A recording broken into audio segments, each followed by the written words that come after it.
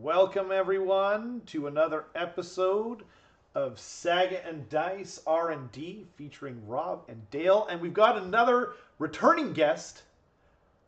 Actually, you're not the first returning guest. Eric was technically the first returning guest because he snuck in there and did a couple in a row. Andy is back, and tonight we're talking about the meta, but mostly we're talking about a local tournament called Kipper's Malay. The reason we're talking about the meta about our tournament is because this meta is not like any other meta you're ever going to find. We looked at it when the list came out, and it's just like DC just took the meta and kind of just threw it out the window. We just do our own thing. And then we have this kind of like weird-ass thing going on. So this is us. Oh, you've still got Matt Beasley on the Twitter thing. Do I? Yeah. Right. No problem. Sorry, it's not guys. the end of the world. I was setting up a couple of new things. Andy, what is your Twitter? At Selwood Andy. Okay, 1 second. Whoops. Hi, Dan. Dan is still a moderator after giving us some money. He absolutely should be and shall remain one. I am also not a moderator yet. So right. Oh yeah, I can do that right now. I think. Actually, no, I can't do it from Streamlabs for some reason. I'll do it in a second. Yeah. What was? I apologize to everyone last week. For some reason, the internet on my house just crapped out suddenly. So I could like connect via my phone, but then I just couldn't do all the other stuff. So I was just like, okay, I'm just gonna not bother. Dale, which is annoying because AoS Coach came on and I wanted to say hi. AoS Coach, a hero, local legend. So you'll notice that like I don't have Andy's Twitter up because I was setting up a few things more than usual, and like some stuff is going good, but I didn't. So my apologies to Andy. I will get that sorted in just a second. But basically, it's kind of a good moment to explain. So I have a vision for this podcast, Dale, and I've never talked about it with you before. Okay, so like I have like a mental image of what it is. What the crap, Dan? Thank you so much again. Save your money. I'm going to be doing membership soon. I don't know why I'm saying don't donate. Thank you, Dan. That's so sweet. You are amazing. I'm so. We're gonna have to give you $4.99 worth of entertainment now. Yeah, we're gonna have to really. I'm also reeling in shock for the fact that you have a plan for this, other than us just kind of like. No. So lolling our way through it most weeks. It's like a metaphor, okay? It's like a metaphor mental image of how I see this podcast. Not the channel, this podcast, okay? Right. So you're going out, you go out into your porch at night, right? Because you hear something, right? Mm-hmm. And you turn on your flashlight, and there's this raccoon going through your garbage, and it's like eating some of your garbage and looking into the light. That's like the mental image. That's what I see. I'm good with that. I thought about calling this podcast until Eric came up with R&D. I thought about calling it AoS Trash Panda. Trash Panda. yeah. But sorry, oh man, last week it was anyway. It doesn't matter. So we're gonna get right into it. Hopefully we can be. By the way, is the sound okay? We had a sound glitch like a couple weeks ago. You sound good to me. Yeah. I was okay, but it was one of my guests, I think, or both of my guests were echoey, sounded synthetic. So just want to make sure if it's not okay, let me know. I can make some adjustments. It shouldn't be too hard. Yeah. Okay. I listened to it on the YouTube. I'm a little bit canny, but it's not distracting. Okay. Yeah, it's just because I don't have the actual microphone with me. It's installed. Oh, so.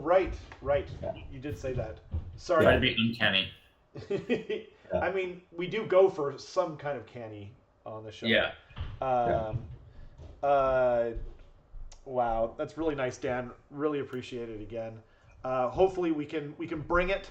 So without further ado, I've got the rumor engine up.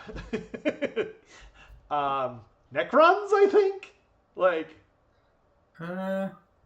It's like they've watched Squid Game and they've turned it into a 40k weapon. Wait. I wonder, is this like some kind of PlayStation circle, triangle, square, X or whatever? Looks like remember Meccano when you were a kid? Yeah. Meccano, the toy you would put together like with like bits of bolts. Oh, yes, totally. and you could like make a car. Kind of reminds me of that, but probably 40K.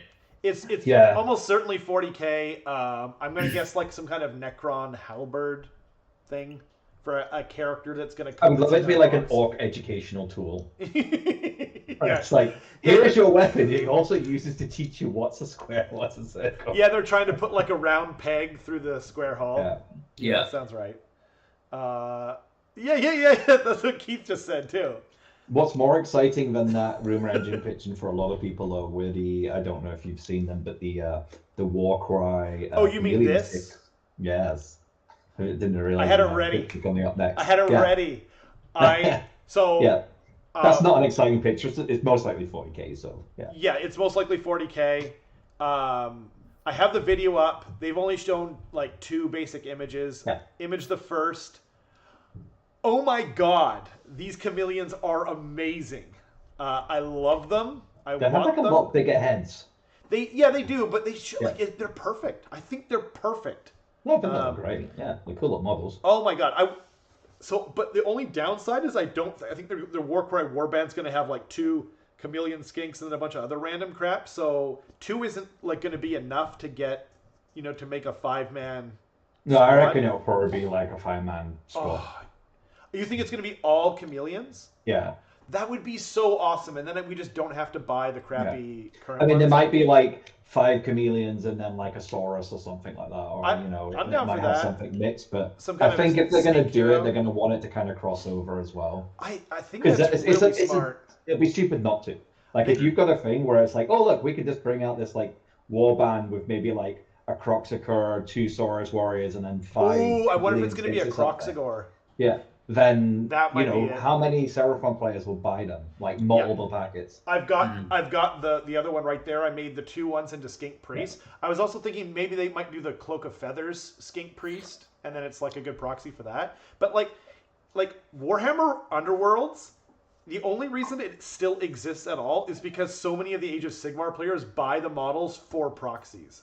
Yeah, I mean, Warcry is supposed to be a pretty good game. It is. But yeah, like a lot of the time, Underworlds and Warcry, a lot of people do. And it's a good marketing thing. It's kind of like, we're going to sell this side game, but also, like, it's like when they made the Shadowstalkers battle line in Caliban, the Daughters of Cain. Like, I already had 2 units, but I can imagine there was quite a few people getting another, like, 2 or 3 boxes of them to have the options. And I've seen a lot of, like, Slave to Darkness lists where they have, like, the Iron Golems and stuff like that. Yeah.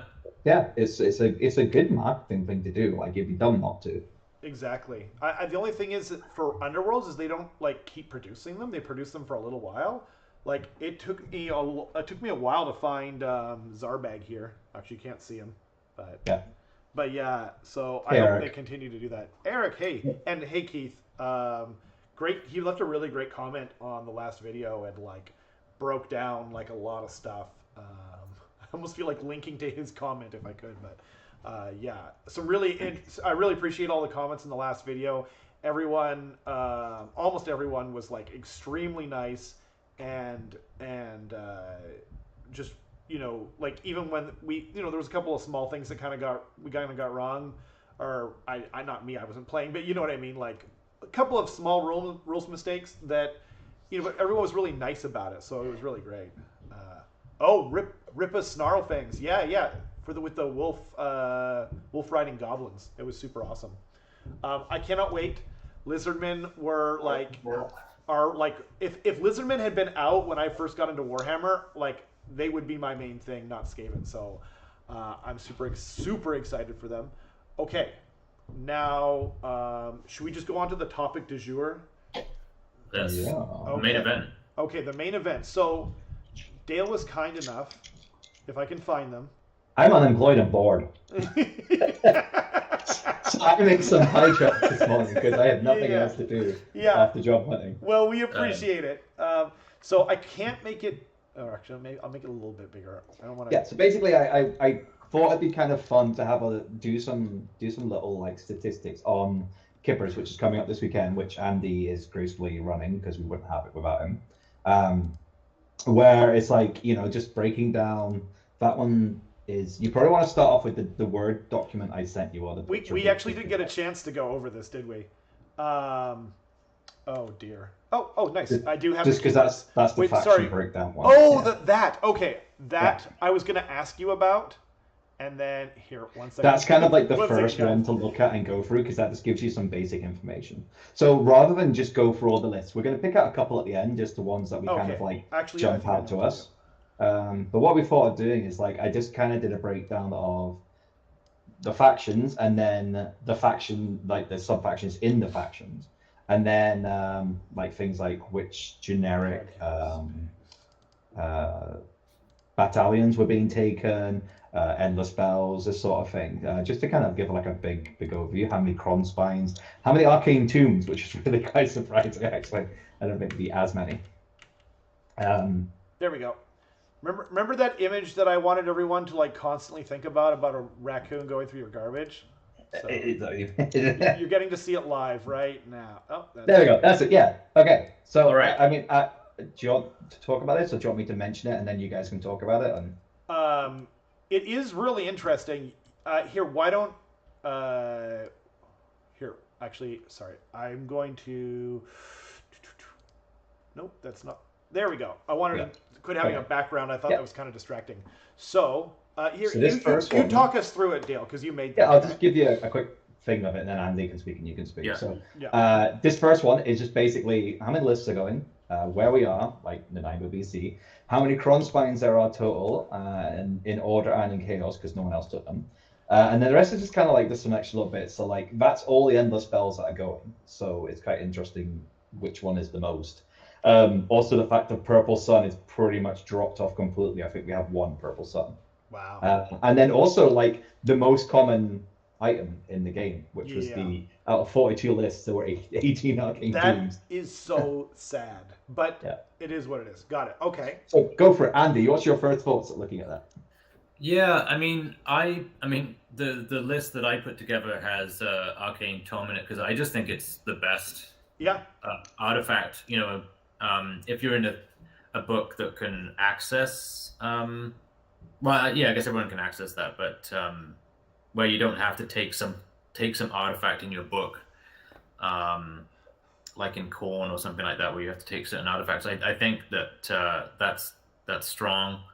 4 Spike Swarm Hives is surprising, but we've got a lot of Sylvaneth lifts, so maybe. Yeah, we come up to that. There's quite. I think they're actually one of the most represented factions at this event. Yeah. I don't even know what this. You're a Sylvaneth player, aren't you? What does this? I don't know what that one does. The Spike Swarm Hive. It does one of two things. One is it can give units wholly within 8 inches of it +3 to move and +3 to move and +3 to charge. Okay. I think that's right. I'll bring it on now. Okay, so it's a 7 to cast, range 15. You set it up wholly within range. Mm-hmm. End of the player's turn, it moves 9 inches, and it can do one of the following. Yeah, so one is the Vital Venoms. Pick one Sylvaneth unit wholly within 9. On a 2+, it adds 3 to its normal moves and charge moves until the end of the turn. And the other one is Shielding Swarm, which is again wholly within 9. On a 2+, worsen the Ren characteristics of attack that target this unit. That's pretty good. Yeah, okay. Yeah, I mean, I think it's strong. I'm also interested by the Cron Spines. Like, I've never actually played against a Cron Spine yet, and I have no idea how to deal with them. Hit it lots. Hit it hard. Hit it hard and lots? Okay. We discussed it quite often on the show, actually. Yeah, shooting's good. Don't feed it monsters, and don't feed it really easy to like low level endless spells. Yeah. Right. Cron Spine's one of these things where like we have done shows, but it you have to do probably at least 14 wounds to it for a chance of it going down level. Okay. If you don't, you're pretty much wasting attacks on it. It's only got a 4-up armor save, no after save, so it can be hurt.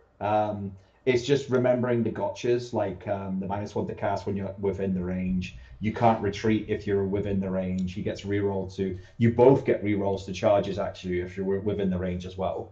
So it's just it might be worth like double reading the scroll before you go. We could post it up again in the group, but it's a pretty interesting piece, but it's also not one that can't die. Like at the last tournament I was at, which was Sparkle Party, I faced 3 Kronspines on day 1 and killed 2 of them, no problem at all. The last one I just avoided. Yeah, cool. But definitely keep endless spells away from them. I would have beaten Dale's Kronspine, but then he purple sunned 2 Bastillodons in one. He rolled a 1 and then a 1. I mean, even in there, like you absorbed, like that Kronspine absorbed 2 whole turns of shooting. It was super good, but I do think I handled it right. Anyway, before I forget, thank you, Mason, for pointing out I didn't know, but then I got distracted by something else. So I put Andy's Twitter up on the middle of the screen, so thank you for mentioning that. And did you see that Keith also said the cup looks cool, and Eric said the hive is a trap. It's a trap. It's a trap. I mean, I think the thing with the hive is like the battle mage, the Gura battle mage is a good kind of alternative, right? Yeah, and because it's a 7 to cast, again, it's not that hard to cast or to spell, but it's a potential bait for a Kronspine or something, or it might be more safe to have something like the Gura Battle Mage where that lasts until your next turn, where that at the end of the spell could get dispelled or something. Well, and also like it kind of confines you to where it is, so then you have to unbind, then you have to get rid of it and then bring it back. Yeah, Holy Withins can be a pain in the butt. People forget that often. Yeah. So the other interesting thing is, even though we've been seeing a lot of Ravenics and Quicksilver swords, we're seeing more of Horrorghast here. I mean, Cogs is everywhere. I'm surprised there isn't more Cogs, frankly. And Launchen, I'm assuming Launchen are both Skaven players. Both Thankful players. I wouldn't, bet anything on that. But wow, like Spite Swarm's hive, that's really interesting. Yes, Dan, get in contact with me on however you want, Twitter, Instagram, or you can actually email me directly, sagaofdice@gmail.com, and I will get in contact with you there. Okay. So do you think we've gone over the Arcane Tome thing? Is crazy, by the way, but what I was gonna say though is it's just the thing to beat. It's like, okay, I add Arcane Tome. Now, is there something better that, you know what I mean? Like I'm the same as Andy. So my Gits army for this weekend, I put in an Arcane Tome because it's kind of like, okay, I could go for these, or I could have another spell or a Mystic Shield or another thing, and I don't want my character being near kind of combat anyway. So having him back throwing out spells is more useful than him just being at the back of the board not doing anything. Yeah, it's so true. Dan says that Horrorghast is the best spell in the game right now. It's pretty solid because it's a low. I think it's a low class. Let me just bring it up. You know what though? I actually disagree. I actually still think it's Cogs because 40 points, reroll everything in a bubble. It depends on the army though too. Like in Giants, no, right? It's not so for those that don't know, the Horrorghast is also 40 points. It's a cast of 5, so it's dirt cheap to cast. Range of 12 inches. It can fly and move 8. And units within, so not wholly within, just within 12 inches of the end of the spell cannot receive commands in the battle shock phase. And you also lose D3 extra models if you flee. So in some armies, that's not going to do anything. In other armies, you can lose quite a lot. Like against expensive units, what do you call them? Like Gorgruntas? Or Storm Fiends? Man. And because it's only 40 points as well, if you don't use it, it's 40 points. It's 40 points, yeah. I still most of my armies have got a good amount of casters, so I still just prefer Cogs because, I don't know, I feel like I just don't roll well enough to just be like, oh yeah, I'll get this off, no problem. I need those casts. The thing with Cogs as well is you also have to be static to use it.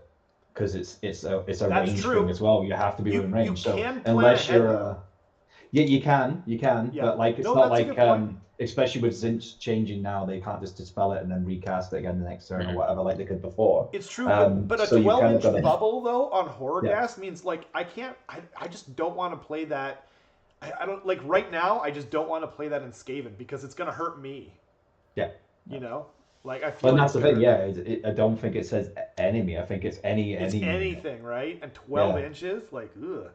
I mean, I guess I can control my own spell, but anyway. yeah. Units within 12, so it's including your own. So yeah, it Yeah, can it yeah, can't go bad unless you have something like avatars that just ignore battle shot. So exactly. Okay, yeah, so should I move on to the next slide?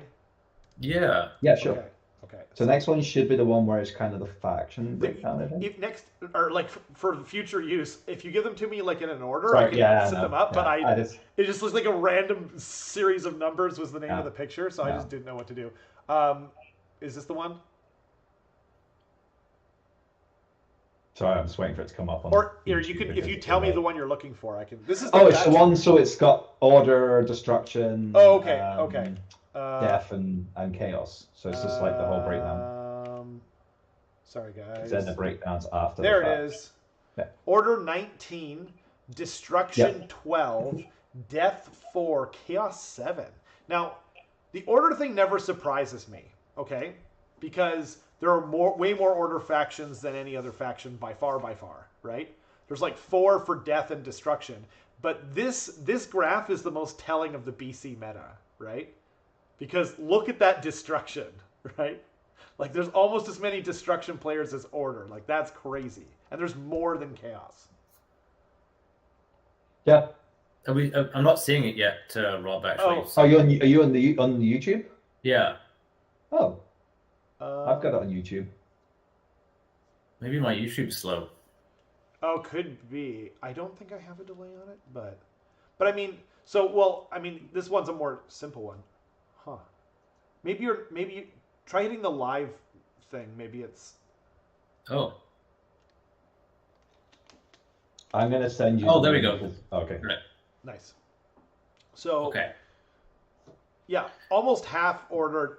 No surprises there. It's I'm just the still destruction. surprised. Not many deaths. Like I thought, Nighthaunt would be crawling out of the woodwork at the minute because the book is so good. For sure. And as we'll see in a bit, there's two. There's two Nighthaunt.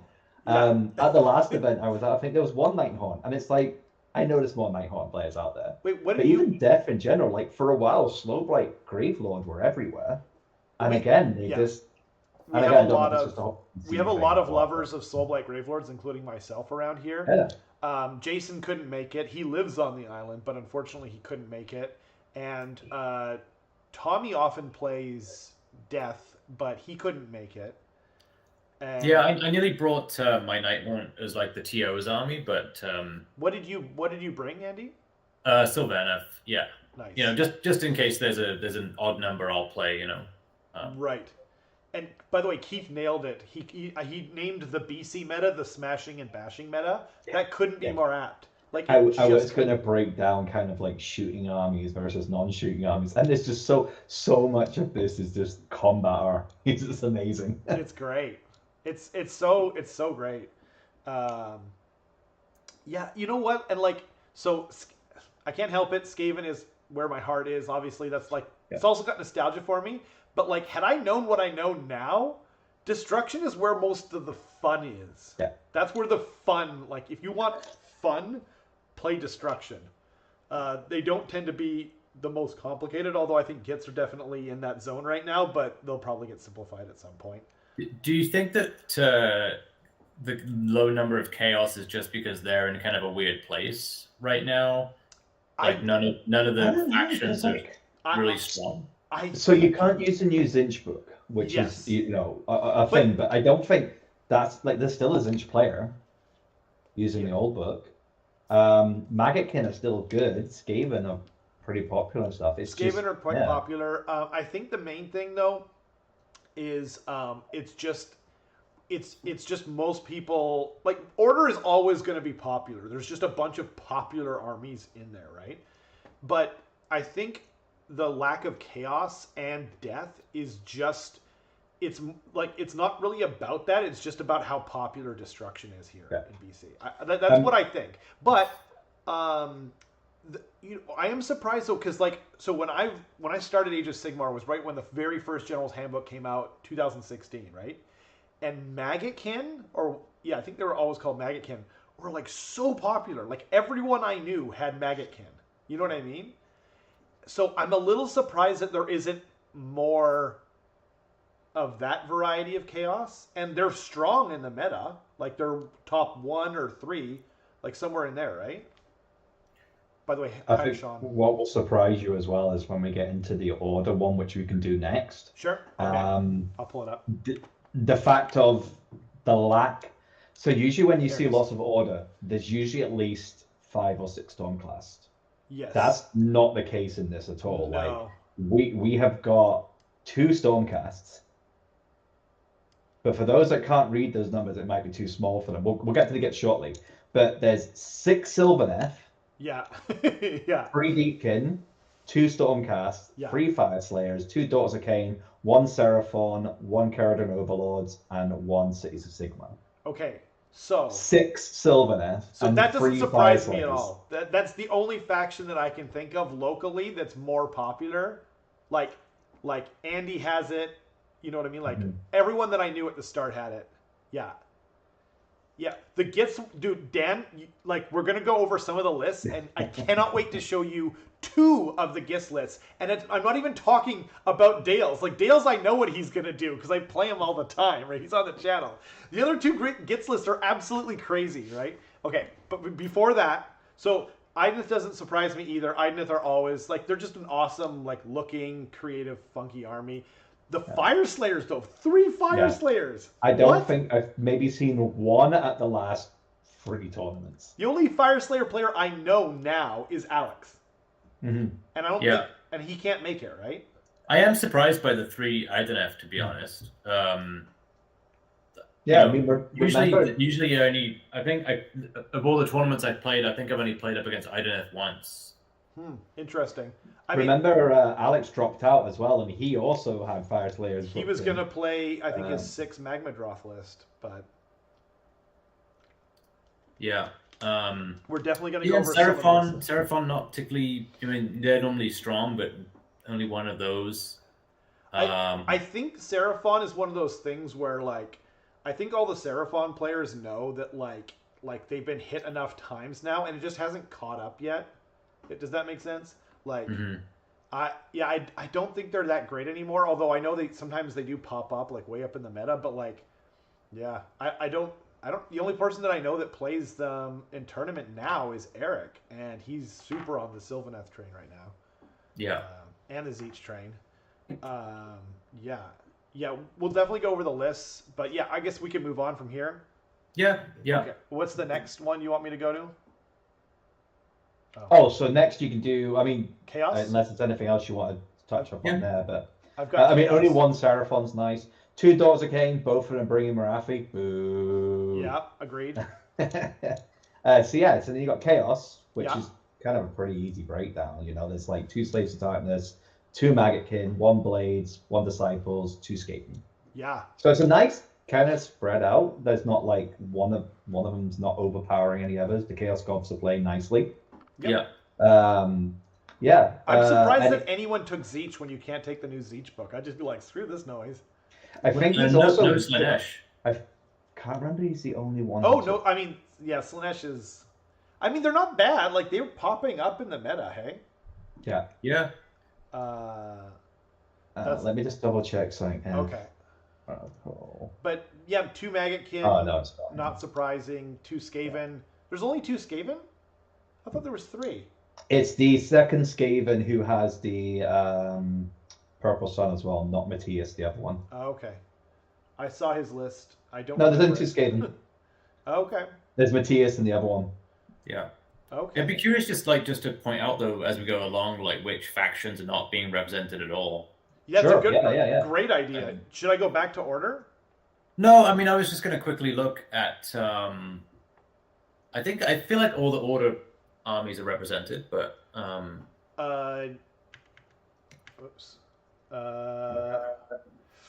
I don't think all of. Oh, maybe. If Fire Slayers are there, right? I can't think of them off the top of my head. No, no Lumineth. We had no Lumineth, yes. That makes sense. Tommy was gonna, but then he dropped out. Yeah. Yeah. And for Chaos, there's no Slanesh. Yeah. Yes. Okay. Should we go to the next faction? Yeah. Sure. Okay. So Death is there's only 4, so we got 2 Nighthaunt, 1 Bone Reapers, 1 Soulblight. I'm surprised there's even 1 Ossiarch Bone Reapers. There's no Flesh Eater Courts because Dale is lazy in his painting. I don't have enough 2,000 points yet. Oh, okay. I just put up on the thing there for Masons. So the lists that have Cronspine, the Chaos ones are. I think I put 2 for Chaos, but it's actually 1 Destruction and 1 Chaos. So it's a Skaven player and a Cruel Boys player that have Cronspine, right. And then it's 2 of the Sylvaneth have Cronspine, a 99th Deepkin and a Fire Slayer. I mean, I feel like you can't go too wrong there until they give them the bad touch. So yeah, I mean, no Flesh Eaters. No Flesh Eater Courts, which is unfortunate, but understandable. Although they're not bad. Yo, Matthias is here now too. Matthias, yeah. Oh, no Beast of Chaos. Right. Yeah. I mean, Legion of the First Prince is like, it's not really its own thing. It's basically Slaves to Darkness. I mean, I guess it's not. There is a Be'lakor in 1 or 2 of the lists. But... Yes, there is. Yeah, for sure. Yeah. Okay, I'll move on to Destruction. We got 3 Gits, 3 Giants, 2 Cruel Boys, 2 Iron Jaws, and 2 Ogre Mod Tribes. Like, this is such a great, like, what? Yeah. Maniacs. Yeah. Lovely, lovely maniacs. One of the Suns lists has got Kragnos as well. Yeah. So it's like Kragnos, Omega, and then just like Footguard. I think there's like 4 or 5 in single like man stompers or something. But yeah, no big war. No big war, no bone splitters. But they are like Iron Jaws and Cruel Boys are both in the same book, so you know. Yeah. But we have literally every destruction book. But I was surprised though about Big War because it has been very competitive of late. It is, but I think, and I do agree with you now, Andy, that it is better than Iron Jaws. I think it's just, but the Iron Jaws players are just they're special kind of people. You know what I mean? They're just like I play Iron Jaws. That's what I do. Like I'm here to crump, and no bone splitters. Exactly, Sean. Yeah. So. And they're pretty good too, as it turns out. Like a lot of us overlooked Bone Splitters, I think, when they originally came out. But okay, should we move on? I don't know Sure. What's next? The 2 Iron Jaws lists, just so they know, are one of them is Double Maw Crusher with 6 pigs, 5 hard boys, and a Mega Boss. Yeah. Oh, sorry, 2 War Chances. And the other one is a Mega Boss and War Crusher with 6 pigs, 3 pigs. So there's a lot of bacon going to be running around the fields. Yeah. And I do have the list ready to go. The only other slide that I think I have, Dale, is the one that's a breakdown of the different battalions. Oh yeah, I mean you can touch on that. So again, this one was just I thought it'd be interesting to look at the generic ones, not the ones from individual books. Yeah. Just to see kind of what's being taken a lot and stuff. And as you can see there is a hell of a lot. Bounty hunters. That's the meta. The meta here is very killy. It's very like, I'm gonna smash you. So bounty hunters make sense. People care about their drops here, not you, Dale, not Matthias. Well, I did send you a slide. There should be one more. It might have been the last one that came through, which has got the breakdown on numbers for drops. Right. Okay. If you can't find it, I can. I'll see if I might have it. But why don't we talk about this first? So the by far the biggest battalion or most frequent battalion is the bounty hunters, and then battle regiment, because we're very drop focused, I think, here. Like it's, a lot of people play for that double turn and that kind of thing. And then you've got expert conquerors, which kind of surprises me. Like I would have thought more warlord, more command entourage for those extra artifacts. Yeah. But I love it. I think it's super awesome and it's strategy focused. And then 3 Vanguard, which is unusual, and then 2 Grand Battery. And I think they're both Skaven players, or maybe not. Definitely one is. One is, yeah. I think one is Matthias's, but I don't remember who the other was. So that's a really interesting breakdown. Maybe I don't have it. It was in the clump of pitch. I can just read it out if you can't find it right now. No, I don't see that. Okay, so in terms of drops, we have as a 1 drop, there's 3 armies. Okay. As a 2 drop, there's 2 armies. As a 3 drop, 6 armies. 4 drop, 4 armies. 5 drop, 2. 6 drop, 4. 7 drop, 6. 8 drop 4, 9 drop 1, 10 drop 3, 11 drop 7. So 11's the most. That's crazy. So the biggest percentage in numbers is 3, 7, and 11 in terms of drops. So only 5 armies. What number of drops do you think you need to have to kind of participate in the kind of drop wars? Then I wonder. Usually, I would say, because a lot of people take the command entourage. So what they do is, they go to battle regiment and then 2 bounty hunters to keep it a free drop, which is why there's a lot of free drop lists in there. Well, the ones that are 1 or 2 drop are either I think 2 of the list took double. Oh, you got it? I got it. So if you look at what's interesting is if you look at the chart here, right? If you have 3 or less drops, you're in the top 25%. Fewest drops, right? Approximately. If you have 6 or less drops, then you're 50% of the time you're choosing who goes first. That's actually that makes sense. And that's a lot. Yeah. And then 7 or more, I think means you're not taking battle regiment. Yeah. Right? I think so. Well, actually, some of the ones in 7+ did take battle regiment, but that's because they had one of the guys had Gobblepalooza, so he took a battle regiment, or he would have been 17 drops. If you're bringing Gobblepalooza, you're not playing to win. My hat is off to you, and I'm definitely going to talk about that list. Yeah.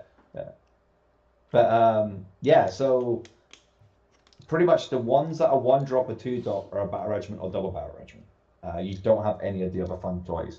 As Keith said, it's the ones that are going 3 or 4 drops are usually battle regiment with 2 or 3 bounty hunters, because they're going for that extra killy power. Exactly. Pretty much, if you're not going for 1 or 2 drops, or even 3 drops, I just wouldn't even bother trying to keep them down. I agree. Unless you want to play the mid ground, but I mean. Although, how many is that? 7? You know what? I would say up to about 4, because then at least 33% of the time you're winning that. I mean, 21 lists are over 6 drops.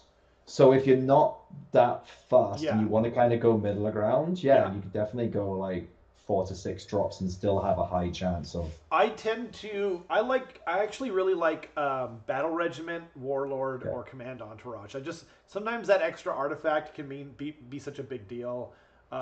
You have to, if you're taking Seraphon, you have to, because to take any of the good stuff, you have an artifact still that you have to take. So if you're not taking a command entourage or something like that, then what's the point? You need those artifacts, because they're the ones that it comes with are terrible. And I think there are still some other armies out there like that. Mason went 4 drops for Sparkle Party. I think that's a great mid-range kind of command entourage and battle regiment is kind of or bounty hunters. If you don't like your artifacts, then boom. Yeah, I went 6 drops, which is probably going to mean I'm mostly getting to decide, but mostly, mostly, like the girl from Alien, Newt. They mostly you mostly get to decide your drops, mostly. Cool. Okay, should we start like highlighting some lists? Yeah. Cool. Go for it. Okay. I will see if I can figure that out. Big ask. Okay, why isn't it? Where did it go? Lists. It's not appearing.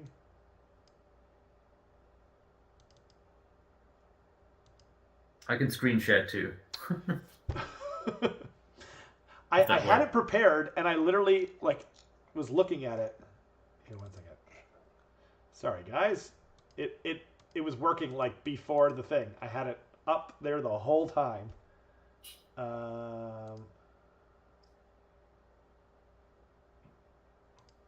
Nope, that's not it. That's so strange. Here, why don't you guys... Oh, there it is. Apparently I had 2 things named lists. I don't know why. I'm going to delete the other one because I'm scared of it coming back. Yeah. This is the list of my favorite porn stars. Nice. Yeah, right. Family friendly. Dale, family friendly. You can say porn stars. It's family friendly. Mummy and Daddy Bike both like that. Oh my gosh. You need to stop talking. Okay, so the one at the top is a Slaves to Darkness list. I don't know if you guys can see it or not. I'm still trying to figure out how to get rid of the other slides, so feel free to. It's Arthur Nicholson's thing. Slaves to Darkness, 1950 points. Yeah, this list, I was looking at it today, and I like it, but my only concern is that it doesn't really have any punching power. Yeah.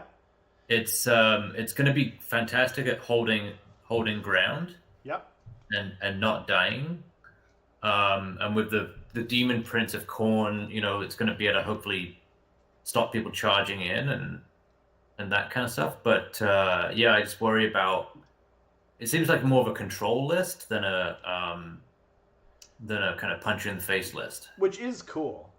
I just played. There's going to be a battle report coming out on hopefully Monday against Rob Taunts, and he brought Be'lakor, the Khorne Demon Prince, and old former Kairos, playing with him with the old rules, right?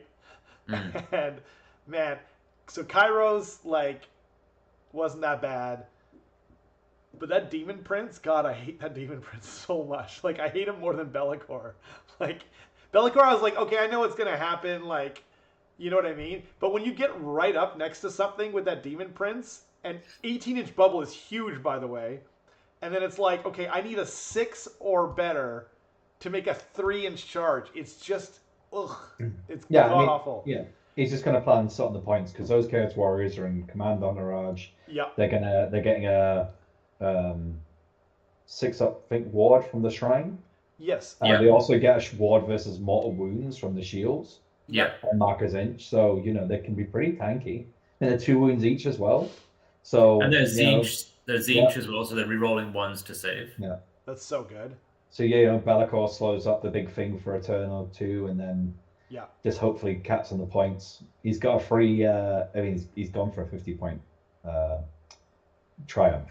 So for Inspire. So we'll see. It's kind of it looks like it should have Archeon in it. It doesn't have Archeon, so it's though, with the Horrorghast, I feel like the triumph to go for is maybe the Battle Shock one, because it gets around Nighthaunt, it gets around Horrorghast. Yeah. And I switched that, so when in my armies now I have that one just in case, because usually I'm only about 15 points under or something anyway, but it just seems it's the better kind of thing at the minute. And I'm never talking smack, by the way. I always take Inspired because I just like killing things. That's where I get my joy out of. I don't care if I win. I just want to kill everything. So I'm not talking smack. Okay, So we don't need to go through all the lists. We'll just pick up the ones you like. No. Okay. So, do you guys both have the lists, right? Yeah. Why don't you do you want to tell me which one is the next one that you're interested in? Do Control F so you can search and look for Sharknado. Oh yeah, the Idneth one. Because then that's a quick way of doing it. Sure. I like this just because It looks like a whole lot of fun. Boom. So I'll talk about it as you're going down. So it's an unleft Deepkin list. It's up. Scott usually plays Daughters of Cain, so he's not using Daughters of Cain this time. Okay. So he's got it's an Idenef. It's Faruan is the enclave. Futhin, because it makes the Sharks battle line. Yeah. So he's got an Achillean King. He's got Eidolon and Matlin, the aspect of the storm. But then he's got two sharks, one shark, all with harpoons. And then 6 Morse Guard. And he's got a battle regiment and bounty hunters with 2 units. So he's a 3-drop. Oh, there's a 4-drop because of something. He's got weird. He could make that a 2-drop because those are all battle lines. They're all troops. Yeah, maybe it's just a mistake. But yeah, I don't know. Or sorry, no, he can make it. Wait, is it a 3-drop? Oh no, it says 4 on the bottom. I think he maybe just accidentally didn't include something because he's only got 2 things. Whatever, it doesn't matter. Yeah. Oh, he didn't put his king in the thing. Maybe. But is the king and the Eidolon over 10 wounds? No, the king's 7, I think. Oh, okay. Or 8. Yeah. He does have Unstoppable Fury, which is the command trait. Yeah. Well, Mason's asking if you can make the lists bigger on the screen. Oh, yeah, I can do that. Absolutely. Sorry, guys. Just give me a second. I did want to talk about how he brought the Eidolon aspect of the storm. That's so cool because usually it's the sea. He's like the good one now. Here, one second. I'm gonna make it a little bit bigger. So it just looks like it's like a very fast. It's got like a fair amount of shooting, and then it's got the combat punch as well. It might as well be a destruction army. I feel like. Yeah, because those shots can hurt. The sharks are way more killy now than the eels. You can always make our pitches a little bit smaller as well if you need to. Yeah, that's true. Well, like how is it now? I just that's all right. I mean, if you make it full screen, you can. Yeah, I can see that fine on full screen. Yeah. Okay. Yeah, you don't need that bottom bit of information anyway. So yeah, so it's he's not got as much objective controlling presence, but like he's got quite a lot of killy stuff, and he could, if he plays, uses those harpoons to take out support characters and stuff, and then gets your little stuff in combat. It's pretty good. I just like it because it's a lot of sharks, and it's a shark Navy list. I want to make a list like that. I only have 2 painted sharks. I have 2 new on sprue, but I'm just working on other things. I am gonna paint more sharks, and it'll be while I listen to Soul Slayer. But I cannot listen to Soul Slayer and not paint Ideneth. Like the book is too much fun. Okay. Was there a list that you wanted to highlight, Andy, or do you want me to just, or you want to just? Yeah, there's a Nighthaunt one. Okay. Tyler Crenbrink, I think is his name. Nighthaunt. Yeah, just if you just Control F, Tyler. Yep. Oh, I see. I just found it with Nighthaunt, but yeah. So Tyler, Nighthaunt, Lady Ollander, Cruel Gas Cruciator, Kurdos, 30 Grimgas Reapers, 20 Grimgas Reapers, 5 Hex Wraiths, 8 Mirmore Banshees. Huh, that's cool. And 3 Spirit Hosts. Yeah, that's really unusual, isn't it? Yeah, I mean, I just like the 50 Grimgas Reapers is like, that's a lot of 4-up saves to chew through. Yeah. And no guys to bring them back. Not the Spirit Hosts. What are they called? The guys with the chains.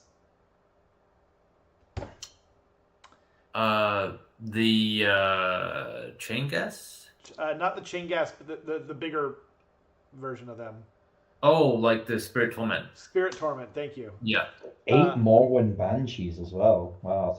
That's what I don't like. I know what they do. Like they're great against endless spells.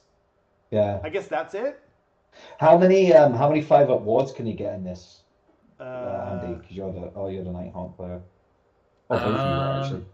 You can get. I was wondering if you can get 2 one on both of those 2 units. You can get 2, you can get and you can get the -1 off. Yeah. So you could have so that's 2 big units that are 4-up, 5-up. They're both bounty hunters too, so they can do a fair chunk of damage. I don't want to play this with my squeaks. I think it's a great list. It'll struggle obviously against giants or anything super elite.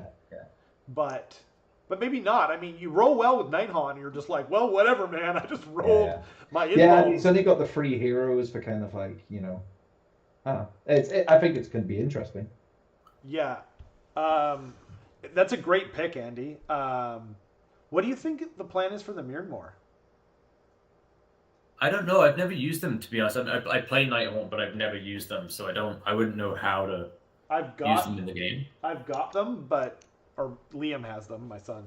I do like the Spirit Host because Kurdos doesn't. He has a craptastic ward. He just has the 6-up that the rest of the army has, and I've had him picked off like a bunch of times by the Stormcast shooty guys and different things. So I really like taking the Spirit Host. I love Kurdos. He's like the most smashy thing in the entire army. Really fun. Yeah, I think it's a great pick. Someone Stark, welcome Stark, asked to see the Hallowheart list. That's LPs. Ah, okay. They want to defeat the Frostheart Phoenix. Okay, we'll pull that up. It's a pain in the butt. Yeah.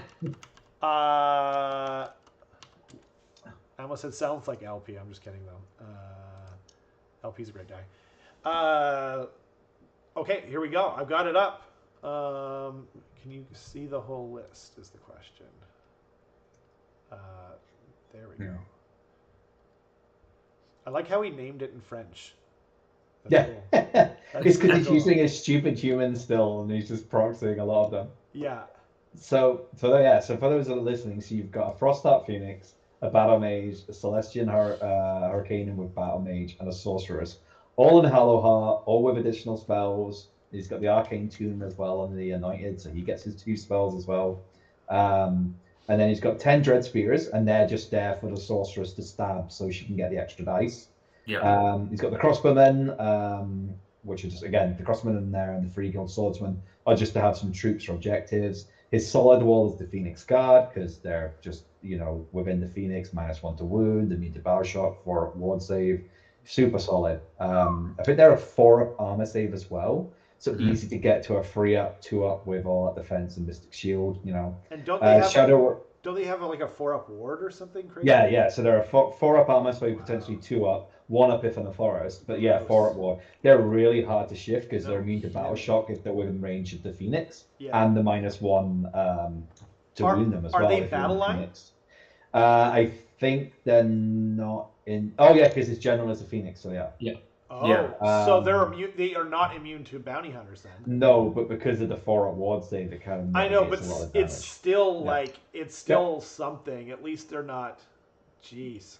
Then he's got 2 units of Shadow Warriors because again they're great for popping up and being able to steal objectives or helping shoot out heroes. Yeah. But then because he's got those endless spells too, so he's got cogs. So all those double spells he gets to cast. I think it's 2 per person. Are getting rerolls. He's got the Quicksilver Swords as well for taking out those heavily armored characters, and Ravanax as well, just for running around and killing stuff. He's also borrowing my free endless spells, so I've told him if I play, he can't use them. Yeah. So how does he what's his win condition? Is it just blow people up with spells? And he pretty much he pushes his Phoenix Guard forwards because they're such a solid line. Uses his free guild and his other stuff to kind of try and snipe out heroes and stuff while he's just doing mortal wounds to your army. Okay. Because a lot of his stuff is I think the Roman Wildfire is like a mortal wound thing. His Frostheart with the flaming weapon can get quite a lot of damage on it, but because he's got the Seer Wounds a couple of places, he's got that healing magic as well. But remember, because it's Hallowheart, they can also do the thing where they can take wounds to give you increase to casting, but he doesn't really need that because of cogs unless he's against someone that's And what does the command trait Warden of the Flame do? Let me just double check for you while you're looking at other stuff. Yeah, because he's got the flame. He's got flaming weapon on there, and arcane tome, and then because he has Warden of the Flame is so. It's a CP on a 4-up at the start of your phase. Oh. So he gets the CP for that, but he also gets one from the adjutant as well. Wow. Who's his second. So he's got a potential of an extra swimming. 2 CP. That's actually really cool. Yeah. And you've also, remember, you've got the shooting from the Hurricaneum as well. Yeah. Which can do. So yeah, it's like a lot of mortal wound output when it works right. Luckily, what does the Hurricanum do now in the shooting? Like I don't remember. It used to you roll 3 dice, and every 2 up is D3 mortal wounds. So dang, it's not as good. But it does do a bubble of +1 to hit as well in combat, is it? Yeah, yeah, +1 to hit within 10 inches. That I remember because of playing Andy's list with it. Oh God, yeah. But I should have just noticed that he didn't pick an adjutant, so he might have to specify if the battle mage or the sorceress is the. I think he's just, if I remember correctly, it was the sorceress that he did when we played. We might just need to poke him because he might just not have done it on the thing. Yeah. But yeah, the good thing about it as well is, he's got a lot of bother, he's a lot spread out. Is those Phoenix Guard, if I remember correctly, they can be on 2 attacks each with 2s to hits, 2s to wound, rend 1, and I think they're in the bounty hunters, so they're 2 damage. Yeah. Hey, AoS Coach, thank you so much for showing up. Really appreciate it. He said there's too many wounds on the general for adjutant CP. He can't. Oh, that's right. So he can't actually have an adjutant because. Okay. Yeah, so that's why he has the other one then. Yeah. Thank you, Coach. I don't know. This is like one army that I know nothing about, but luckily Andy. I should have known that. I'm. Well, yeah. How often have people been using Cities of Sigmar recently, though? Yeah, like Andy's the only person that I know, and he's been playing Tempest's Wrath and with the +1 to hit, +1 to wound. But man, Mason really hit the nail on the head though, where he said that the Hurricanum is like scalpel mortals. Like it'd be so good for picking off like a 5 wound buffing hero. Oh yeah. You're just like, oh, by the way, click, bang.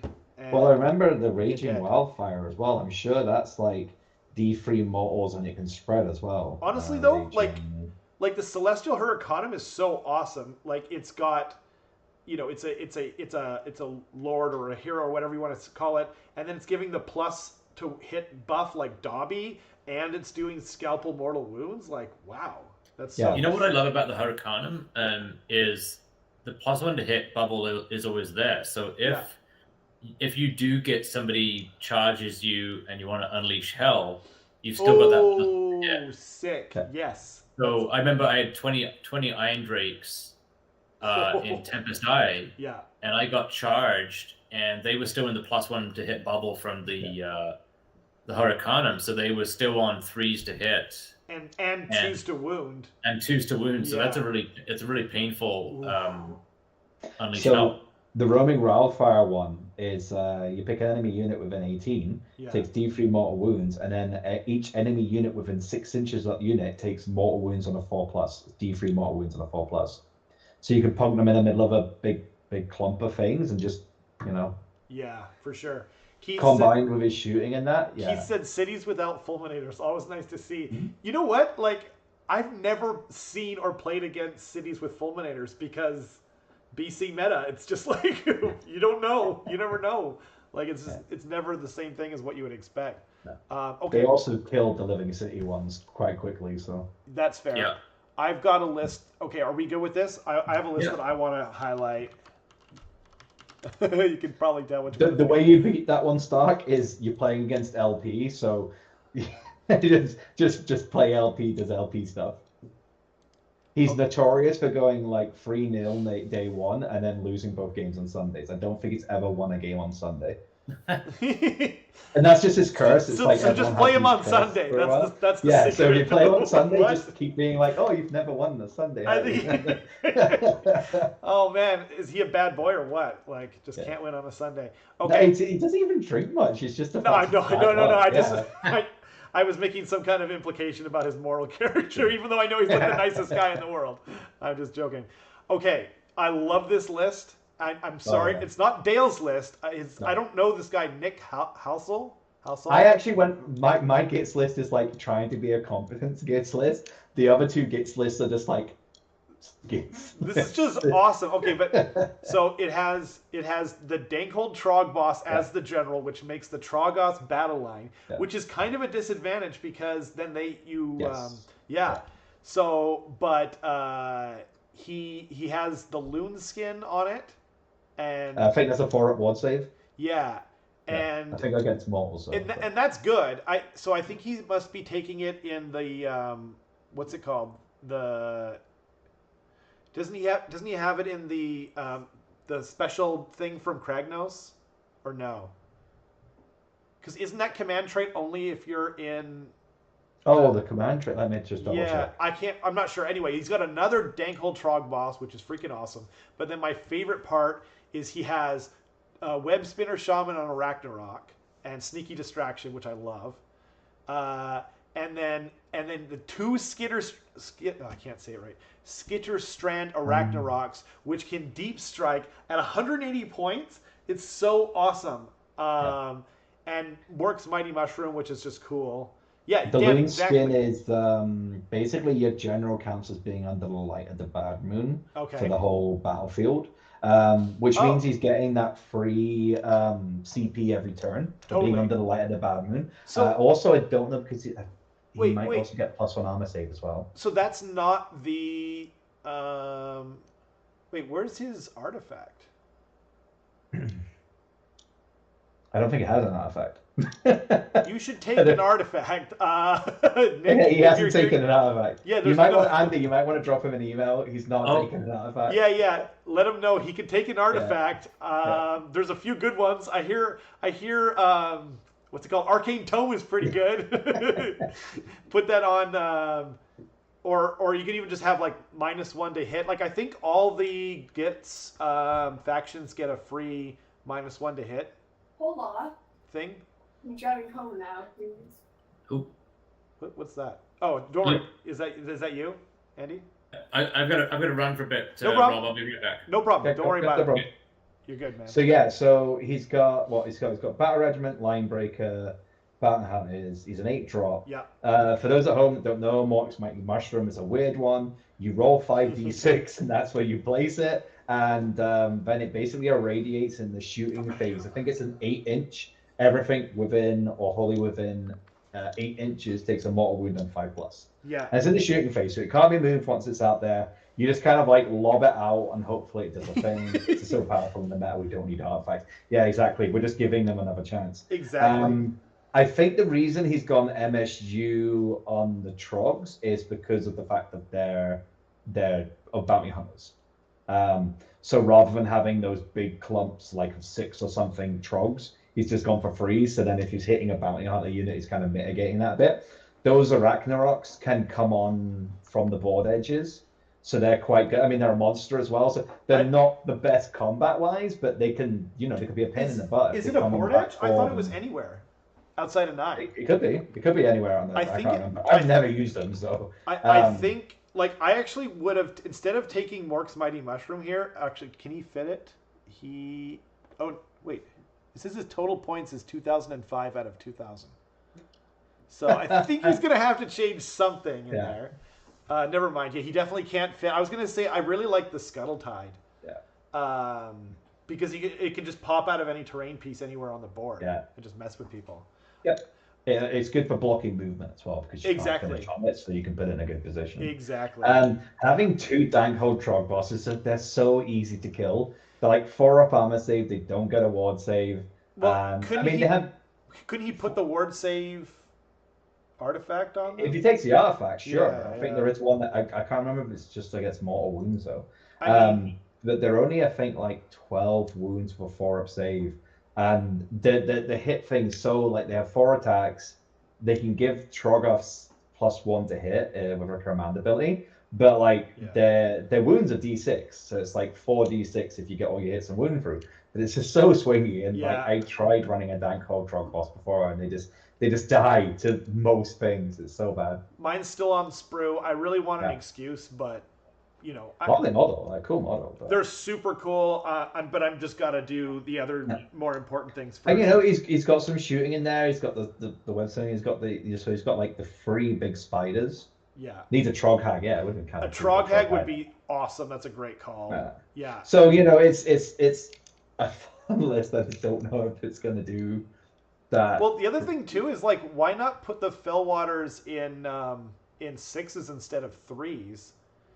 because like for the Unleash Hell. I think he's doing it for maybe. MSU, just having like being able to like have them but go you over if different you bring places. Them back, if you bring them back on 4s, like yeah, I mean he's still getting 2 if they die to bring them back. And with a 5-up ward, a Troggoth Hag would be chef's kiss. Like get rid of the second Dankhold Trog boss, for example. Although he just clearly wants to play, a Trogs like a hero. So I'm all for that. Okay. So that was the first of the Gits ones. That was and then there's another Gits one. Which is my buddy. He's coming along. Okay, so this is his first tournament. If you look up, just look up blue. It's like 4 lists up. This one doesn't have a thing on it. It just says, and there's another Mire Brute Troggoth Loom Boss on Giant Cave Squig. Is it that one? It's the Loom Boss on Mangler Squig, Loom Boss on Giant Cave Squig. That's the same one you're looking at. Okay, so a different one? Oh, here we go. Found it. Yeah. Okay. No, that's my list. Wait, that's your list? Oh, you can look at my list while you're there, but that's my list. Nice. Yeah. Well, so my list is just to cover it. So I went for the Breaker Boss instead of one of the Giant Spiders because I was wandering around for both. And then I got a Loom Boss and Giant Cave Squig. He's for hanging back at the Loom Shrine because that's why he's got the Arcane Tomb. Because of the free CP, because of all that sort of stuff. Then I've got a Fungoid and a Magcat Mushroom because he's got the -1 to thing. Yeah. Dobby's he's a crack gremlin. Leave him alone. What do you mean? But you usually take him. To be fair. No, I mean no. I'm just saying that it's like I don't go how. Oh wait. I just use the Grom model. I hate the Marshcrawler model. It's like he's my crack goblin. Wait. This isn't your list. This is the one with the. No, this one. You were on it and then you moved back on it again. Okay, we'll go over this one because you're on it now. Oh yeah, I don't know. Like maybe there's a delay happening. Okay. So this one is the Loom Boss on Mangler Squigs. Yeah. Command trait, fight another day. That's the one where he gets to run away after he fights. Yeah. So he's gonna be super good. On the charge, I think the Clammy Cowl is -1 to hit. Yep. And that's shooting and combat. It's just everything. And then Loom Boss with Giant Cave Squig, just that's for the command ability that does the +3. And then he's got the Madcap Shaman, of course, with the Moonface Moppet, which is awesome. Spell Itchy Nuisance, which is really good as well. Fungoid Cave Shaman, always good. You want them in most lists. Loom Boss on Giant Cave Squid, again, just another one running around, I guess. Battle Line, 20 Shootas, 12 Squig Herd, 40 Stabas, right?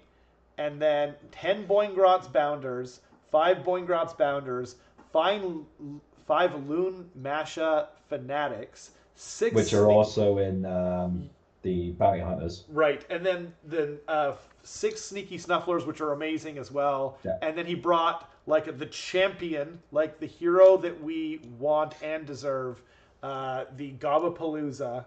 So it's got all of them in there. What a hero. So as I said, he's going for painting, which is why I brought the Gobapalooza, because his army looks amazing. I bet. It's kind of his tactic is to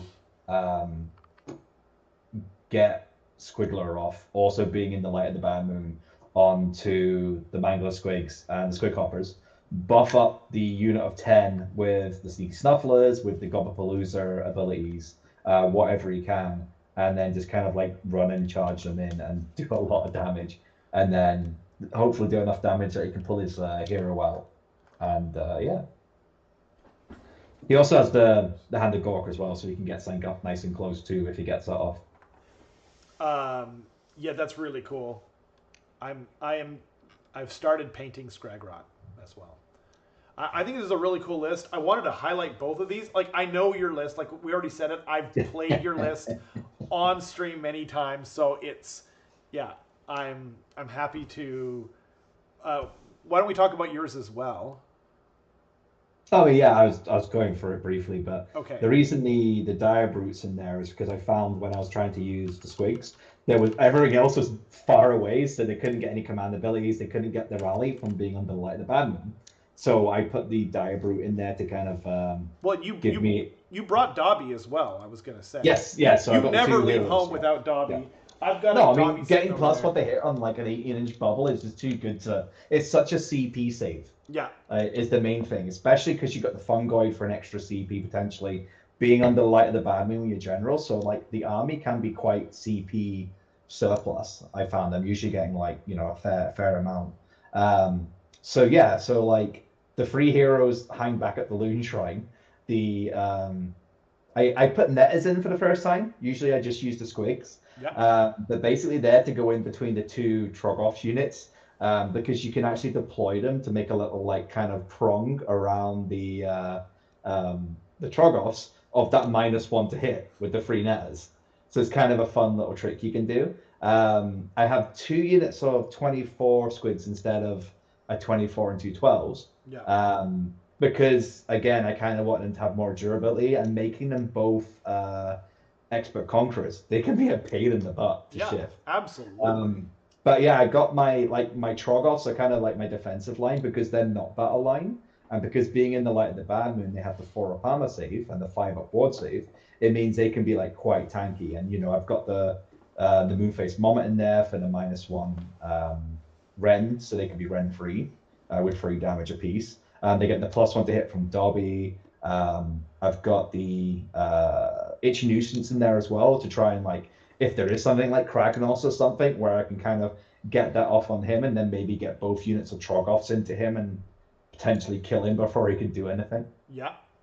Yeah, Scragrat is a bit too expensive. Also, he should be he should be a Warlord. That's my biggest gripe about him because a lot of his abilities you have to be general. You mean like a lore master? Oh, I see. Yeah, like a war. It's just way. Yeah. He just there's never been even something close to an update for this army yet. Yeah, he needs a few different things. He's such a cool model though. I just started painting him and I absolutely love him. But I agree with Keith as well. There's like the thing about some reason I have a mental image of a Gits Union outside Gits HQ being like, no Kronspine, no Purple Sun, no Git. It's also no Kragnos because a lot of the good Gits lists that have done well you have Kragnos, and all of us like without even having the conversation and just being like, no, we're not taking any of the good stuff. We're just gonna take just not garbage, but I have Kragnos painted up and I love him. I absolutely love him. I think he's the funnest model to use in Age of Sigmar, but I have zero plan to use him in my Gits army, and I have no idea why. I don't know why. I think part of it too is just because Gits is like one of the cooler looking armies that they've ever made. So they're so interesting. You kind of just don't want to have something that's sort of generic. It's such a huge chunk of points, and like in this event, I think there's only like 1 or 2 Bellicors, but it's like not a ton of shooting. There's still a fair amount. I think Kragnos has an issue at the minute with things like Kronspine, where he can kill Kronspine no problem. Yeah. But that 400-point Kronspine holds him up for 2 turns. Yeah. And he's 780 or something. So true. They just he's just killing your army. Take him down a notch and then charging Kragnos, then it's not so bad, I think. But, okay. There are some other lists here that I wanted to talk over. But the only other one of the ones that was mentioned to me. There's no Beasts of Chaos. I'm kind of disappointed. Yeah. Not surprised. Someone said there's the 6 Magmadroth one and the 12 Bug Sylvaner. Oh, sure, yeah. Oh, there's also the Ogre Leadbelcher spam. Magmadroth. I brought up the Fire Slayer one. I don't know if Alex is here anymore, but I don't know what any of this does, but it's awesome. Like, it's just 1, 2, 3. There he is. So Danny there is the guy using the Gobblepalooza. Nice. Danny, you're the man. I said it before, and I'll say it again. Anyone who brings Gobblepalooza to a tournament is a hero. That is all. There was a guy. Yeah, back to our regularly scheduled program of Magmadroths. Matt D in the Pacific Northwest chat was like, "You already won the tournament." And he already won. We all agree. Yep. No. Yep. You're the hero we need and deserve. Okay. I can't really talk about Fire Slayers, like another gap in my personal knowledge. Yeah, exactly. That's a great idea. Like an STL of Scraggerot and just make it the size of Kragnos. I mean, he's just got a lot of magma drops. Yeah. And magma drops are a pain in the butt because you wound them and they bleed on you and you die. Yep. For anyone who wants to see how like this list will function, watch our battle report of Fire Slayers versus Maggotkin. I think it came out around February-ish, and you will see the devastation that can be wrought with Fire Slayers. It's truly terrifying. Congratulations to Danny there. He just learned that his goblins just won Best Painted at the local Games Workshop. Nice. That's so awesome. Yeah, I saw. I have a friend who entered some of the 40K stuff. Yeah, that's really cool. So I mean, his Fire Slayer thing. I mean, a lot of it is like so the Axe of Grimnir. Where is it? I think that gives him like extra rend or something. I'll look down. Let me look. All I know is like his prayers, because if you roll a 6, you get the boosted version. So everything in his army can get +2 rend, I think. Yeah. X. Yikes. But yeah, I mean, it's a cool list. It's got a lot of monsters, and he's gotten the Molten Inferno. I don't know what to call it. I don't have the book, so won't tell me. Yeah, me neither. Yeah, I can't even bring it up. Oops, I'll draw the strong army. Yeah, no, it is strong, Keith. Like, I'm serious. Watch that battle report of Fire Slayers versus Maggotkin. They're fast. They have a lot of wounds, and they have a good armor save. I think it's like a 4-up general, but you can boost it. And then they bleed and they do mortal wounds when you injure them, and it's just like, good God. So they hit you, you take wounds. You stab them, you take wounds. Yeah. And they can get their rend up crazy high. Yeah. Decent movement. Truly, like, this is probably what I would do if I were to run Fire Slayers. Oh yeah, it's like a 6-model army as well. Yeah, so it's fun as well. Fire Slayers. I'm just going to bring them up on Warpedia because it's not behind a paywall. Which is the sub-faction lesson, take the magma drops.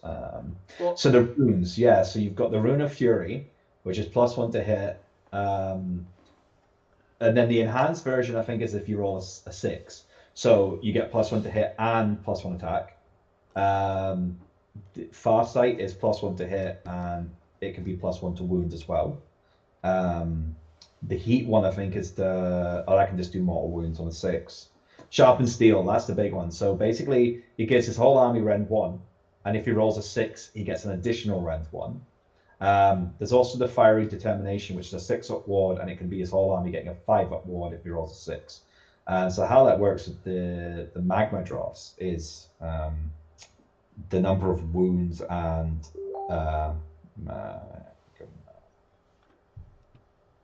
just going to look up a magma drop. Well, and I think that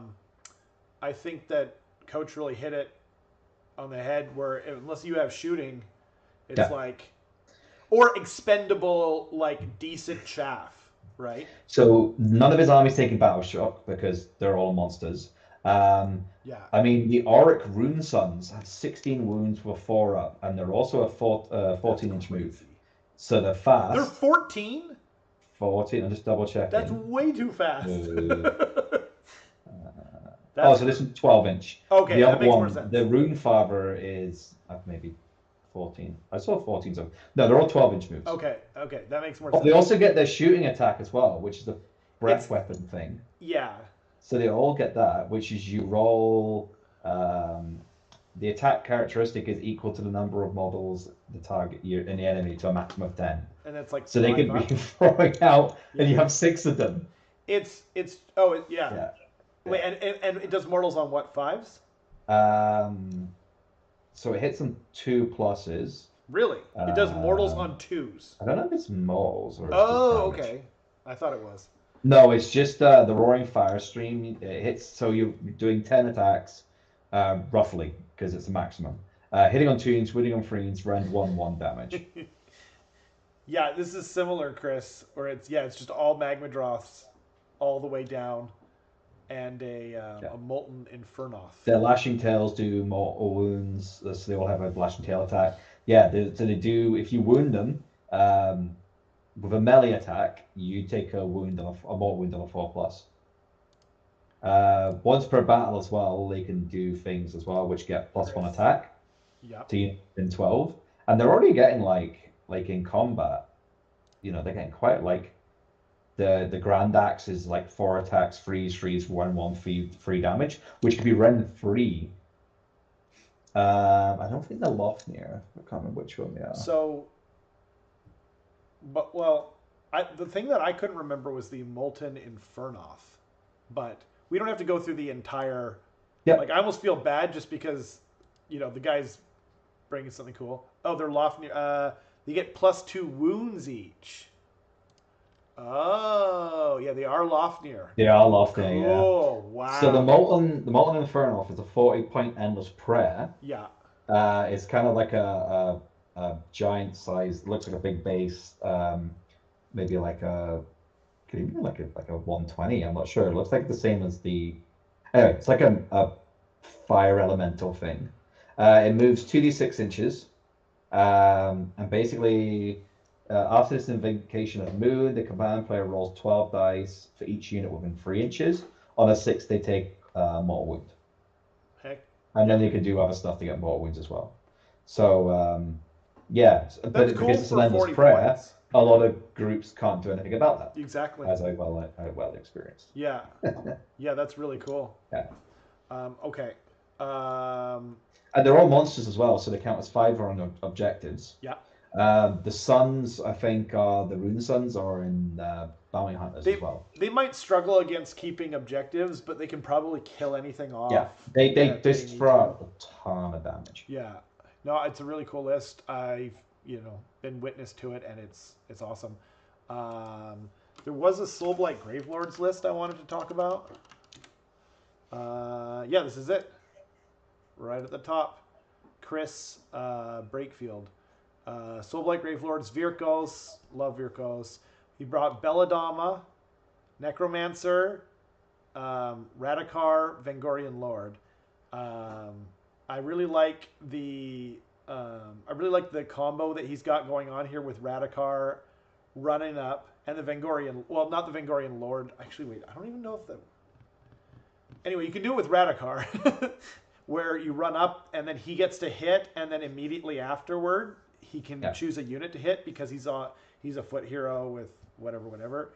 What's the Vargskry? Vargskir is like the thing that comes in Curse City. Oh, okay. Yeah. That was the thing I wanted. But first he's got the corpse cart with the Balefire brazier.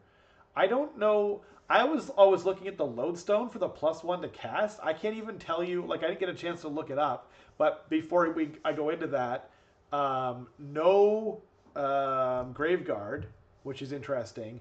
20 skeletons, 20 direwolves, 10 direwolves, and then a bunch of Vargskirs just running around just being maniacs. Like, what an interesting list. Like, and then he's got the extra artifact for the Arcane Tome. He's got Sangrison, which is what is Sangrison? I know it. It's the one that I really like. I mean, I think you get extra attacks on the charge, I think is what it is. They've got like a 5-up ward. So for like a small base model, they've got movement 8 wounds, 5-up save, bravery 10. Their attacks aren't bad. I mean, they've got 4 free, 1, 2, and 1 free, 2, -2, D3. Yeah. But they can do, if you're within 18 inches, they can charge 3d6 instead of 2d6, and they have a 5-up ward. So because he's got 3 of them, and they look like they're probably on like a 40 mil base, they are on a 50 mil. 50. Yeah. But I mean, they can charge through gaps and easily take out like a hero, support hero, no problem at all. And he has 3 of them, and with that 3d6 charge. It's really interesting. I've got one. It's pretty much done painted. Sorry, Keith was saying, doesn't the don't corpse carts always just have both the plus to cast? I didn't know that. That's why you get one or the other, isn't it? I think it is. But really? if the other option is -1 to wound, then that's pretty good too. I'm just looking up. Yeah. 80 points. It's super. Minus subtract 1 from casting rolls. Oh, so from casting rolls for enemy wizards within 18 inches. That's pretty good. And then subtract 1 from wound rolls for attacks made with melee weapons by enemy units while they're within 9 inches. So that's really good as well. The Unholy Lodestone is also 80 points. And then it's just add 1 to casting rolls. Oh, I see. So they both have the casting roll thing. And then the Locus of Undeath is +1 to save rolls for attacks that target friendly Deathwalker zombie units. Huh. Actually, so the Balefire Brazier is just way better. Yeah, the Balefire is better. You know what, though? Honestly, like, I would just build whatever one looks cooler because, like, I couldn't tell you. I've got one unbuilt, and I couldn't honestly tell you which one is, like, which model is for which. Thank you for that, Braden. I appreciate the clarification. So they're both plus to cast. One is -1 to wound, and one is -1 to casting in a rather large bubble. Oh man, I think this one's better. I was looking at the Lodestone. I keep telling Roman to put this in his list because like the -1 to wound thing is always annoying. Yeah. Because there's not much in the game that gets +1 to wound. No, it's very rare. Yeah. And -1 to wound is not that uncommon even. Actually, it's in Soulblight as well. But yeah, I'm pretty sure the Sangerson is the plus D3 attacks on the charge or something like that. So that's a cool one to put on the Vangorian Lord. I don't remember Kin of the Wolf. It's a unit of 20 hounds as well. Yeah. It's so crazy. Yeah. It's so crazy. He also gets to bring more hounds on as well with Radikar. Yeah. Radikar gets 10, but you have to spend a command point, but it makes him like cheaper effectively. And he's pretty hitty too. When you got the Vangorian he's pretty good. Too. He's pretty good. You're really hoping for 6s on him for the Mortal Wounds, but no, he's pretty cool and an awesome model. I've had him since the beginning, and I just haven't had a chance. Yeah. I see a corpse cart, I shoot it a lot. Yes, smart. But then again, he's also got Belladonna in for that because she has that spell where she can turn something into a wolf, and that can stop your shooting unit. You can just tag a unit, and you're like, but you have to be able to kill something. Yep. Yeah, but if it's like that 20. Or wait a minute. It might just be the one where if for each mortal wound you get a free one. I think you only get one. I think you got to kill things. You get one. I think you do too, but yeah. Oh, Andy's got to run. So, but thanks to him for That's fine. For sure. I mean, we're nearly done for the thing anyway. Belladonna. Yeah. Lichen Curse. So it's a 7 to cast. Pick an enemy unit within 18. Does D3 mortals. If any models in the unit was slain by the spell, before removing the last slain model, you add one unit. Add one unit of direwolves to your army. It's like 1 more. That's what I thought. So basically, if you cast it on a unit. The number of models in the unit is equal to the number of models slain. So if you cast it on, but if you cast it on a unit that has like clan rats, for example, right? Let's say even if you only kill one clan rat, that you're doing 1 wound, but then you're getting a direwolf, which is worth 2 wounds. So it's a cool idea, and not only that, but it can be placed within 3 inches. So if the clan rats are near your warp lightning cannon or whatever, Bob's your uncle.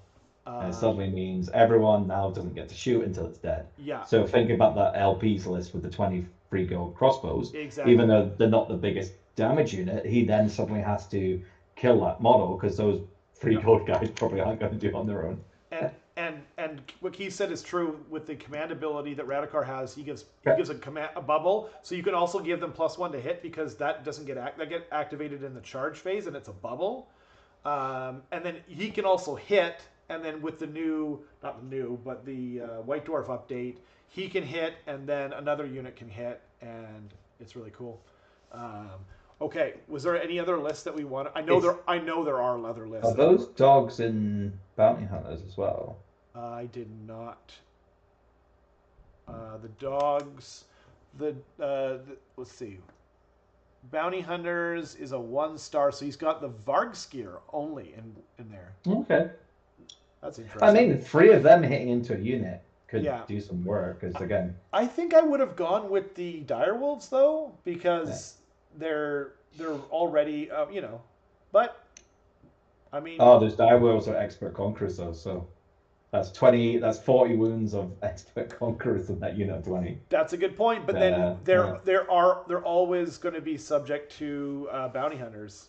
So because they're universal battle line. But no, I think the only other one is someone mentioned, but again, it's a Sylvan one. Yeah. Is this one with like 12 bugs? Okay. Let me see if I can find it. If you know the person's name, it will probably be the fastest. Or I don't know. I know there's one with like just lots of treemen. So. Oh, 6 Revenant Seekers. It's Eric's. So he's got 6 Spike Rider Lances and he's got 6 Revenant Seekers. I've found the one with the Gossamer Archers. That's a cool list. No, this is Eric's list. So he's Heartwood. He's got the Warsong. He's only got 2 heroes. He's only got a Warsong Revenant and the Arch Revenant. But he's got 6 Kurnoth Hunters with great bows, 5 Tree Revenants, 6 Spike Rider Lances, and 6 Revenant Seekers.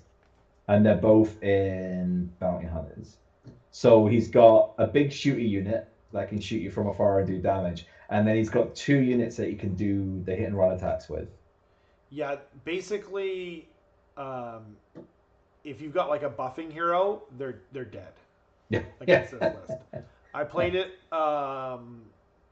tried using like some funky molder shenanigans that weren't painted, so I couldn't do a battle report with them.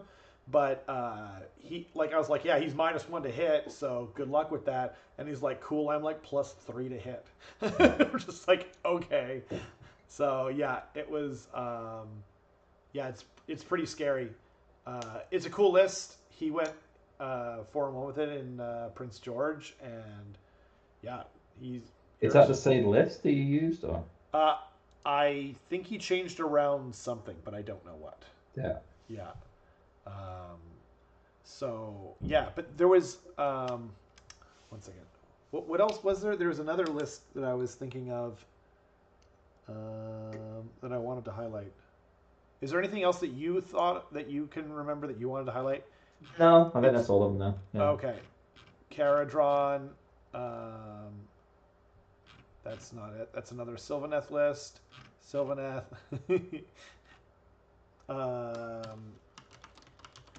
For people who enjoy the battle report people, we do have Matthias's list here. Thanquol, 2 Braziers, 2 Warpfire Projectors, Skitterleap, Warpnaw Verminlord, which I am shocked because I've been telling him that he needs to get a Warpnaw Verminlord forever, and he didn't like the model. I think the model's awesome. So he's a traitor, but he is taking Devious Adversary and Vial of Manticore Venom, which is my favorite combo, which I've taken twice on the channel. And so he's gonna have he's gonna have 6 attacks with his staff always wounding on 2s. It's pretty terrifying actually. And then the Engineer with 3 Warp Lightning Cannons and an Anacron Spine because he's a dirty rat. And Launch in the Soul Seeker. I bet you both of the Skaven lists have. He says he needs to win because he hasn't been able to break his 3-2/3-1-1 streak since winning Open Series. Oh, really? So, and especially with Skaven, so yeah. he needs to try and win.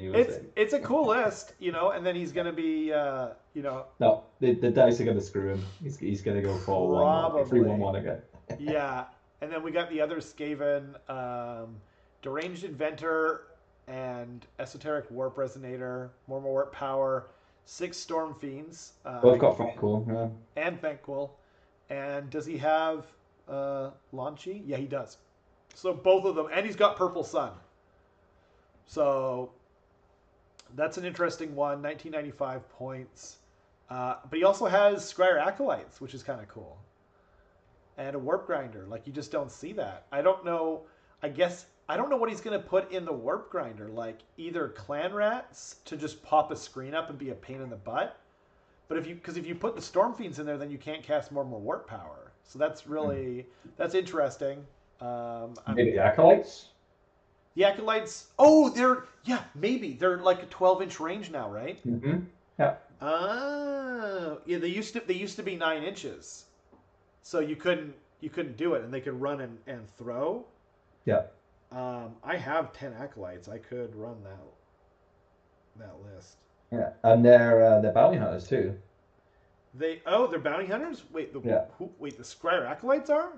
Acolytes are bounty hunters. Are they aware? Oh no, sorry, don't they're get bounty hunters. I read the wrong thing. Oh, okay. I was like, are they aware? It's expert conquerors. Oh, dude, no, yeah, the poison wind globes are still 9-inch range. Yeah. Yeah, so maybe they're thinking that because they pop outside of 9 and it's 9 inches, like that used to be a thing in the community, but it's not. You have to be outside of 9, and the range is inside of 9. Maybe. Yeah. Maybe it's just to keep the Storm Fiends alive in case of shooting, or I'm not sure. I think the best bet, though, is just to pop the clan rats up. I think that's the best way to run them. Got 4 flamers on Fanquil. Yuck. Yeah, that's... Well, you know what, though? I don't know that that's the best way to run it. I actually like Matthias's thing. Because, like, if you're not facing a horde, it sucks. And, you know, Dan Brewer, I think... I feel like... I don't know if he's still, like, in that zone, but he was, at one point, I think, definitely the best Skaven player in the world from Australia. Really strong. And what I liked about him is, like, he would do videos and, like, everything he was... Like, everything I was saying, he was, like, saying in these videos. And so I was always just like, yes, listen to this man. He knows what he's talking about. Right from the beginning. Like, we agreed on everything. Vermin Lords, the works. But he was saying he likes only braziers on Thanquil because the melee is always useful. Mm-hmm. Right? Like, if you're facing against giants, the work fire throwers get you nothing, whereas the braziers will always be useful. But it doesn't work as well with Launchy, you know, Launchy the Boatman, or whatever people call him now. And Purple Sun is going to be cool, but you can't really cast it with... It's also not as good as it used to be. I mean, it might be for using sure. a combination for the -1 rend and not caring about the damage. How many are in this tournament again? One. One. This is the one. Yeah. Crazy. Yeah. I mean, yeah. It is kind of good in some ways. Wait. I mean, he might just be trying to like lock you in place with Grunspine and then shoot you. And just get that minus to your save bubble going on. Yeah. I mean, and then you can get those acolytes throwing the stuff in. You get the warpline cannons. You get the storm variants and Fanquil all just shooting in on you. Exactly. It's good against anything without a good save, right? Yeah. So, no, I think it's interesting. And he's got one warp lightning cannon, which he cannot overcharge because he has an arch warlock. He doesn't have an engineer. So, it's a very unusual list. But yeah, and then we got the Bone Reapers guy here. Maybe we'll just leave him be.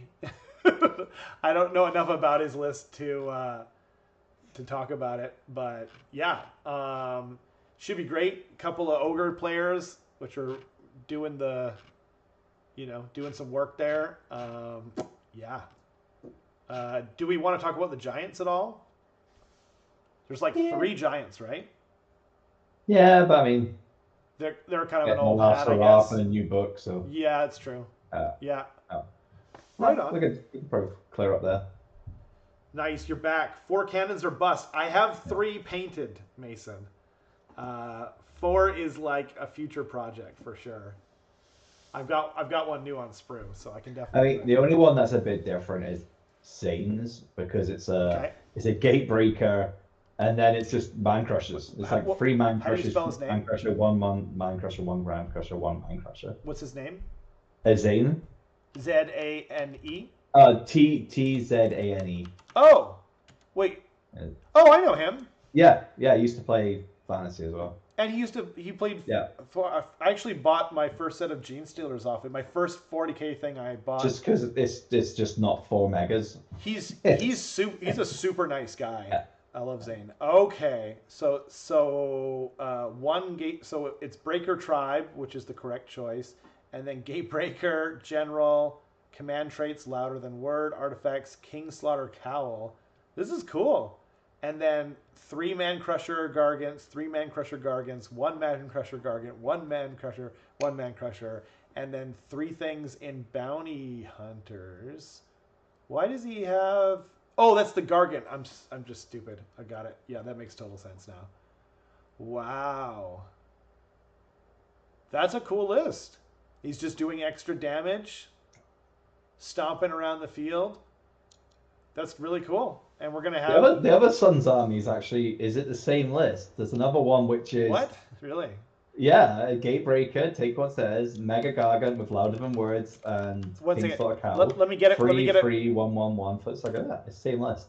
I don't know if you maybe Andy copied and pasted it twice. We already talked about the Behemoth guy. Yeah. That seems suspicious, doesn't it? To have the exact same list. I wonder if I think this is a double. Yeah. Yeah. Oh well. Yeah. And then the only other Suns one then was the one with Kragnos.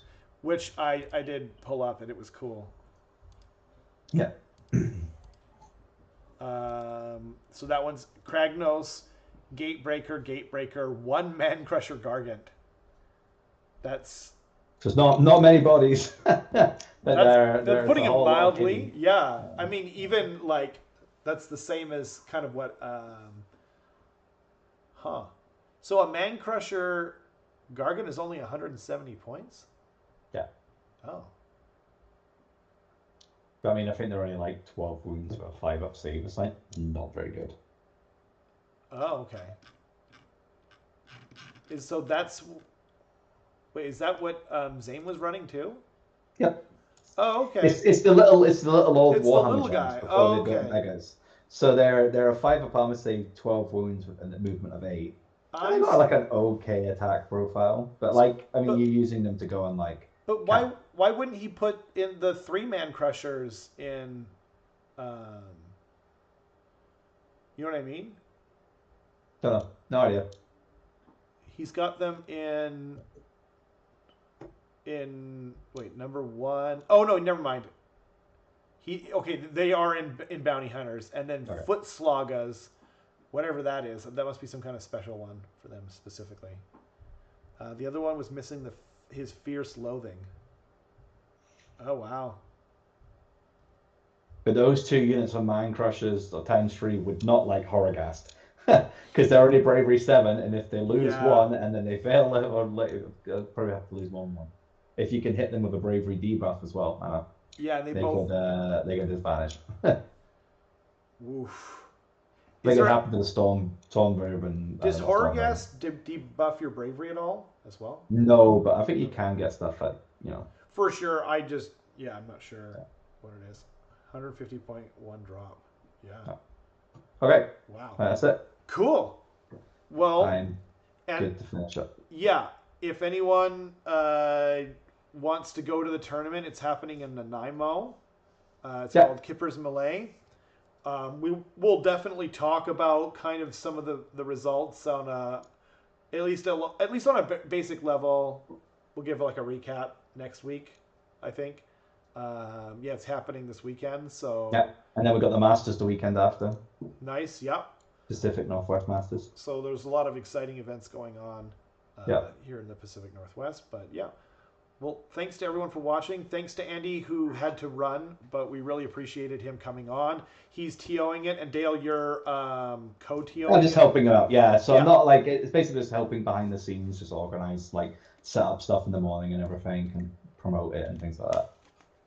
Well, we just appreciate give Andy a hand. Yeah, Andy is a local TO legend. He's been doing it from the beginning. He's been falling on that sword for everyone. But well. Thanks to everyone for what. Yeah, hopefully next year, Mason. I totally get why you've got important things going on. Yeah. We lost like half of our team dropped this week, so we went from having like 9 people to having 5 or something. It's so crazy, so many like COVID, real life stuff. You know, it's completely mixed. It sucks because usually we represent really strongly. Especially at Kippers, At Kippers. I mean, the fact of like the positive thing is like. I think last year, because of COVID, we only had, 28. The 2019, which was the last one before COVID, there was the giant storm the day before or something. So only like half the players actually made it out there. So this is the first one where the weather's looking like it's a sunny weekend, At the minute, I think we have 42. We punched it to 50. We could get 50, but then we obviously had some drops. So hopefully there may be some last minute ticket sales, or we don't have any more drops, so we'll still have over 40, which would be great for the event. It's super cool, and a couple years ago, because it's on Vancouver Island, which is like an island nearby, and you have to take a ferry. It's like an hour and 40 minutes, and there was this crazy storm that happened that weekend, and like most of our crew got stranded over here, and they never made it to the event. So only like 2 or 3 people went. It was my first AoS 2-day tournament, and I remember being all excited to meet everyone, and half the people didn't go because of it. Yeah, Darren like arranged a thing at his house, and like there was way more people from our group at his like event in his home than there was that went to the tournament that year. Yeah, but well, I think that's it. Stay tuned for more. I've got some announcements for the channel pretty soon. I'm going to be starting up memberships, so look out for that. And thanks to everyone for watching. I guess we'll see you guys next week. Have a good one.